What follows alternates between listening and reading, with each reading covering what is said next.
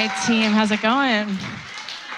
I'll try to keep things moving because we have a vintage circus to attend after this. I'm going as an abused elephant.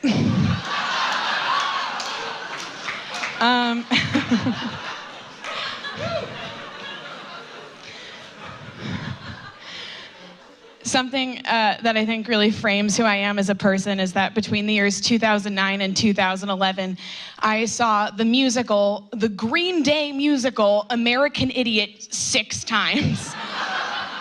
And I think that's pretty much all you need to know.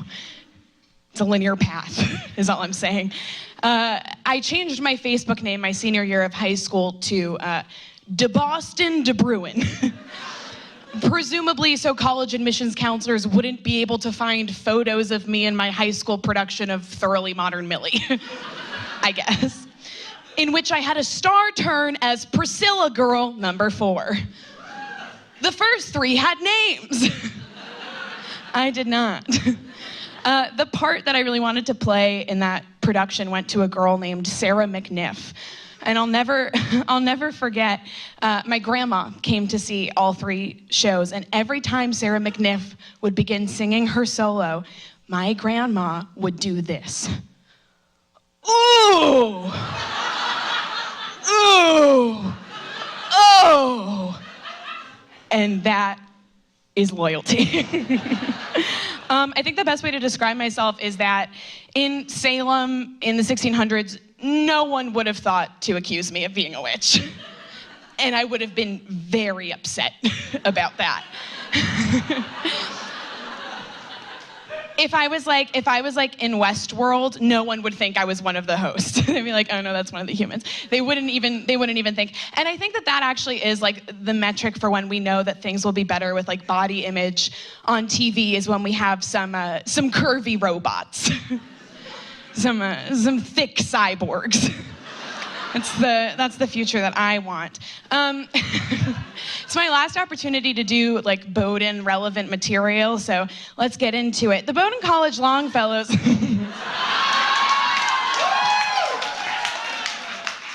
Here's the thing. The best kept secret on this campus is the fact that the Bowdoin College Longfellows were formed in 2004. Do you know who is older than the Bowdoin College Longfellows? Willow Smith! And yet, on their website, they have a paragraph that says the Bowdoin College Longfellows trace their history back to their historic namesake, Henry Wordsworth Longfellow, the class of 1825. That's not how that works. You can't do that. I don't think it would bother me as much as it does if it weren't for the fact that they referred to themselves as brothers in song. Brothers in song since 2004? Shouldn't be allowed. They also have a Latin proverb that translates to, till then, thus. Which sounds to me like what someone would make up if they had lied one time about being able to speak Latin and then were being called out on it. Like, what does that mean?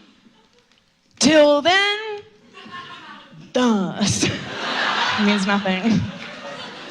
I gotta admit, I did hook up with the Longfellow once, but you know, it's just a rite of passage for a former Missy girl. It's kind of like our birthright. We're not allowed a solo until we do, so I had to bite the bullet. But there is something really just like electric about a cappella parties, right? Like the sexual energy in the room is just like, there's just like one guy in the corner just like, just like really showing exactly what it is that mouth do. And then in the opposite end of the room, there's a girl just like really singing whatever song is playing. Coming out of my cage and I've been doing just fine, gotta be down. And it's electric. So I hooked up with the Longfellow, and I need to be very clear about what happened here. When I say that we hooked up, I mean we made out while Fleetwood Mac's Landslide played on vinyl. Okay, it was beautiful, it was wholesome, and it was pure. Little did I know that while this was going on, I later found out that this Longfellow, let's call him Henry, right? Let's trace his roots back to him. Henry's roommate, who was also a Bowdoin College Longfellow, let's call him Kevin, had texted the entire Longfellows group chat, "You guys, Henry is totally plowing Sophie right now." Which, like, I don't know if you guys can tell by what I'm wearing right now, but like, I'm a pretty sturdy gal.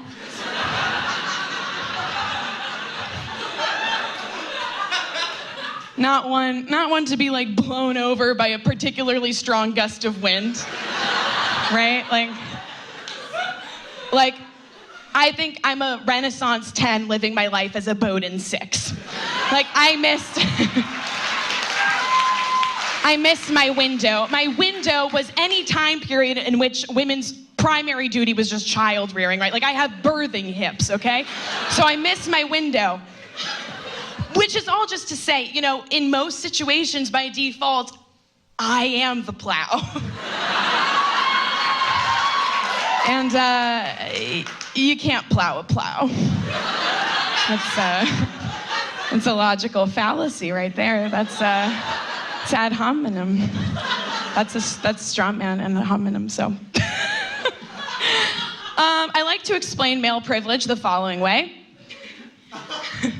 Every time I walk into a parking garage, I just fully expect to be murdered. That is my baseline. I brandish my key like a tiny sword. That's not true for men, right? Like, a man walks into a parking garage, if somebody jumps out at him, he's like shocked. He's like, "What the?" That's exactly what he would be like, "What the?"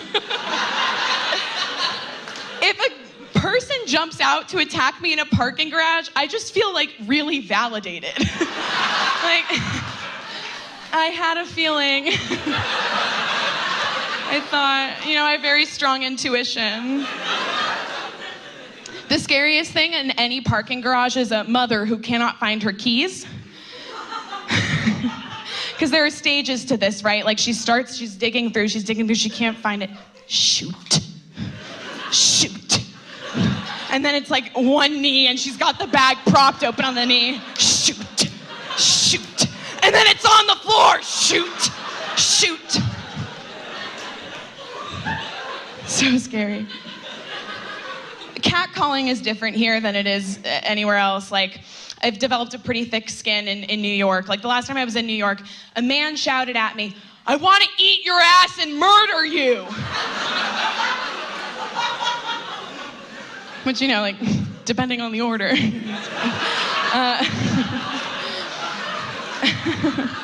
But here, I get like one old-timey whistle, like, oh, I can't do it, but you know what I mean. I get one of those and I'm like, "Hey! This is vacation land, motherfucker!"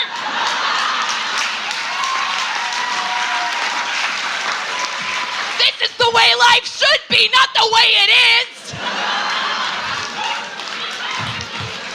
I've gotten really into Mad Men recently because I'm a feminist, but I can hang. And my favorite thing about that show is that every single scene in Mad Men has a line of dialogue that exists exclusively to let you, the audience, know that they know what time period they're in. Like, every single scene has a line that's like, "Peggy's getting kind of porky lately. Hey, pass me a Coca-Cola. Nixon's a real crackpot, eh? Lucky Strike Macy's." It's like every line. It's really gotten in my head, and I've started thinking about like advertising differently now. And so I was buying shampoo recently, and I noticed I was like standing right down, you know how they do the binary of shampoos. It's like the male shampoos, and it just gets more colorful as it goes. And I was comparing two of the shampoos, and they were exactly the same ingredients. There were no difference in the ingredients in these shampoos, but the men's bottle was just like charcoal, you know, and the women's shampoo was like pink and pretty and whatever. And I think it's just like, is masculinity really that fragile, guys? Is it? Men's soap, because cleaning yourself doesn't make you gay. That's my time, guys. I'm Sophie. Thanks so much.